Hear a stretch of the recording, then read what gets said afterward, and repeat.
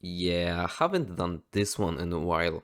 So, hello everyone, I'm Zerail and this is the game I've been working on for the past month or so. This is a completely new project, but on the basis of the previous one, so I guess you can call that a remake. And why did I decided to start from the beginning? Well, I just wasn't happy with the results and decided to take a small break.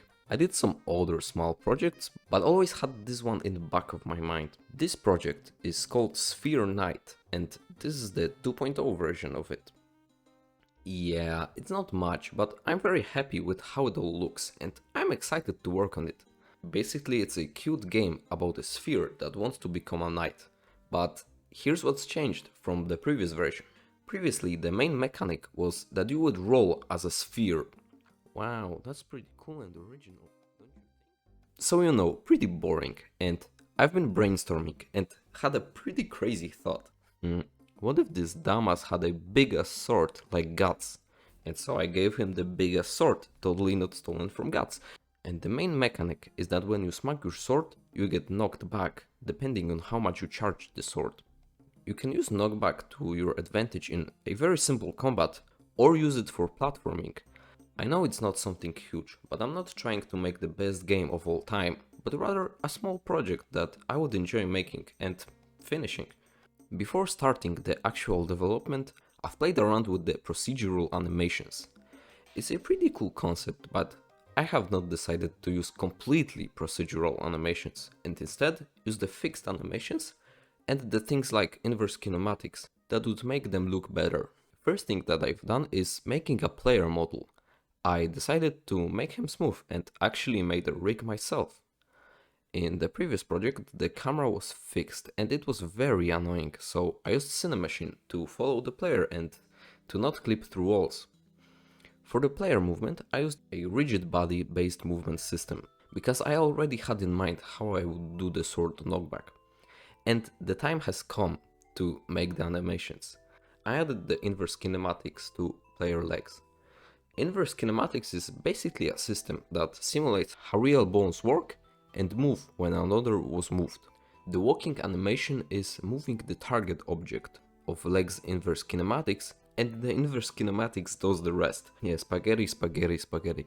I actually wanted for the feet of player to be positioned in a realistic way.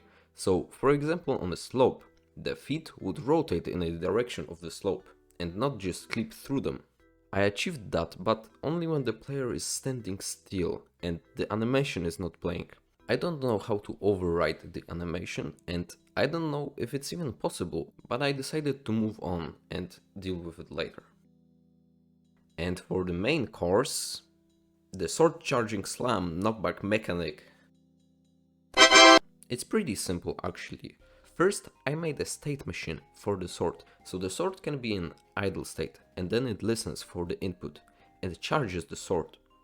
When the input stops, it goes to the swing state, where the sword slams and checks for the collision, and when it's colliding with something, it knockbacks the player and goes to the recovery state, and then back to idle. Do not believe to that image, the charge state does not exist. I repeat, it does not exist. You don't need to be scared of it. Yeah, but how the knockback works? Thanks for asking, Mr. Voice in my head.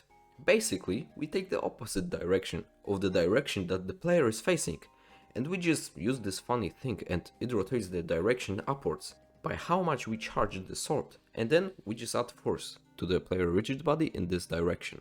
For the visuals, I made this pretty cool toon shader and added a facial expression to our beautiful player that change depending on what state the sword is. Yeah, by the way, how should we name this guy? Because I actually haven't thought about his name, so how about we make a suggestion in the comment section down below. There is a lot of work and polish that has to be made, but I believe that it is possible to finish this project. If you are still watching, I want to thank you from the bottom of my heart, and I hope to make an update pretty soon. Bye.